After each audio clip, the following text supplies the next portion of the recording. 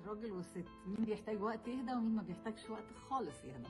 اوكي، الرجاله ممكن يبقوا محتاجين شويه وقت يهدوا.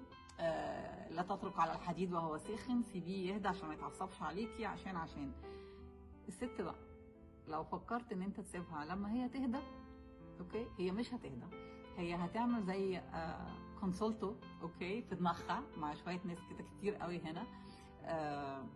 كل كلمه انت قلتها هتتحلل وهتتوزن، وهي هتشوف انت كنت جايز في يوم من الايام فكرت في عقلك الباطن كنت تقصد بيها ايه. اوكي، ف it's not recommended at all، ما تسيبهاش تستريح. لما تقول لك الست ازيك، معناها ازيك كده من غيري، عامل ايه، وحشتني، انت فين.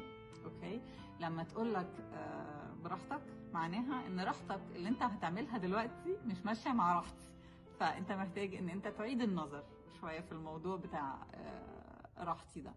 لما تقول لك باي باي انا همشي او هنام او خلاص الموضوع اتقفل او انا منسحبه دلوقتي، اعرف ان انت عملت مصيبه، وان هي قررت ان هي هتروح لوحدها بقى تقعد كده علشان تطلع لك تاني بحاجه كبيره تانيه. مع الستات شويه different than الرجاله. انهي الموضوع على طول، احتويها فورا واقفل القضيه، عشان لو سبتها وقت اطول شويه القضيه هتكبر مش هتصغر خالص.